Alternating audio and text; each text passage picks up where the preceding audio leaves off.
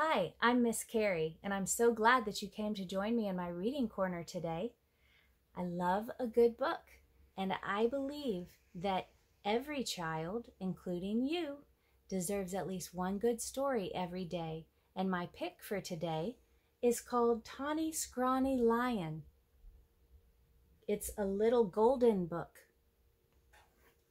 Tawny Scrawny Lion by Kathryn Jackson, pictures by Gustaf Tenggren.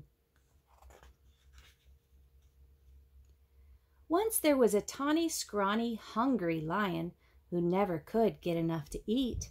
He chased monkeys on Monday, kangaroos on Tuesday, zebras on Wednesday, bears on Thursday, camels on Friday, and on Saturday, elephants. And since he caught everything he ran after, that lion should have been as fat as butter. But he wasn't at all.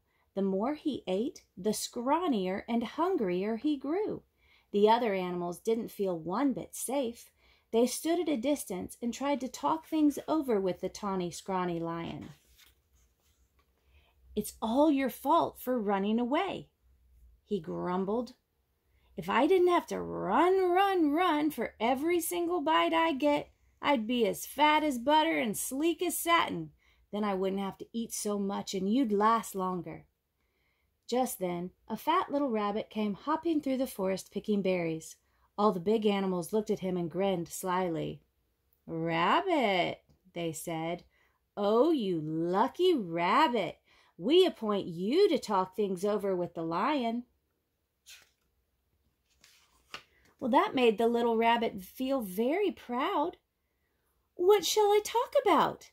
he asked eagerly. "Any old thing," said the big animals. "The important thing is to get right up close." So the fat little rabbit hopped right up to the big hungry lion and counted his ribs. "You look much too scrawny to talk things over," he said. "So how about supper at my house first?" "What's for supper?" asked the lion. The little rabbit said, "Carrot stew." Well, that sounded awful to the lion, but the little rabbit said, "Yes, sir, my 5 fat sisters and my 4 fat brothers are making a delicious big carrot stew right now." "What are we waiting for?" cried the lion, and he went hopping away with the little rabbit, thinking of 10 fat rabbits and looking just as jolly as you please. "Well," grinned all the big animals, "that should take care of Tawny Scrawny for today." Before very long, the lion began to wonder if they would ever get to the rabbit's house. First, the fat little rabbit kept stopping to pick berries and mushrooms and all sorts of good-smelling herbs. And when his basket was full, what did he do but flop down on the riverbank? "Wait a bit," he said. "I want to catch a few fish for the stew." That was almost too much for the hungry lion. For a moment he thought he would have to eat that one little rabbit then and there, but he kept saying, "5 fat sisters and 4 fat brothers," over and over to himself, and at last the 2 were on their way again. "Here we are," said the rabbit, hopping around a turn with the lion close behind him. Sure enough, there was the rabbit's house with a big pot of carrot stew bubbling over an open fire. And sure enough, there were 9 more fat, merry little rabbits hopping around it. When they saw the fish, they popped them into the stew, along with the mushrooms and herbs. The stew began to smell very good indeed.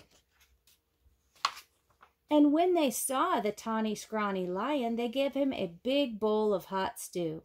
And then they hopped about so busily that really it would have been quite a job for that tired, hungry lion to catch even one of them. So he gobbled his stew, but the rabbits filled his bowl again. When he had eaten all he could hold, they heaped his bowl with berries. And when the berries were gone, the tawny, scrawny lion wasn't scrawny anymore. He felt so good and fat and comfortable that he couldn't even move. "Well, here's a fine thing," he said to himself. "All these fat little rabbits, and I haven't room inside for even one." He looked at all those fine, fat little rabbits and wished he'd get hungry again. "Mind if I stay a while?" he asked. "We wouldn't even hear of your going," said the rabbits. Then they plumped themselves down in the lion's lap and began to sing songs. And somehow, even when it was time to say good night, that lion wasn't one bit hungry. Home he went through the soft moonlight, singing softly to himself. He curled up in his bed, patted his sleek fat tummy, and smiled. When he woke up in the morning, it was Monday. "Time to chase monkeys," said the lion. But he wasn't one bit hungry for monkeys. What he wanted was some more of that tasty carrot stew. So off he went to visit the rabbits. On Tuesday, he didn't want kangaroos, and on Wednesday, he didn't want zebras. He wasn't hungry for bears on Thursday, or camels on Friday, or elephants on Saturday.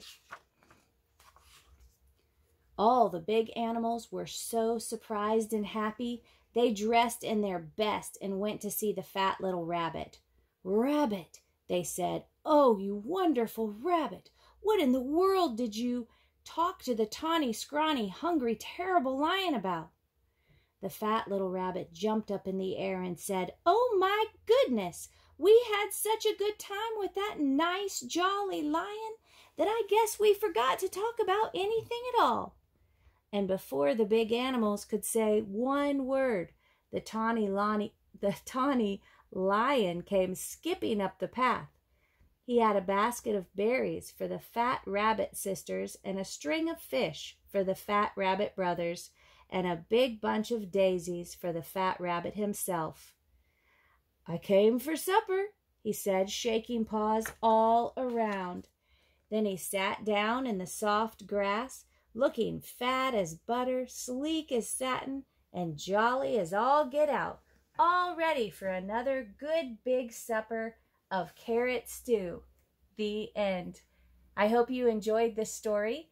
Please come back and join me for my next reading corner. Bye for now.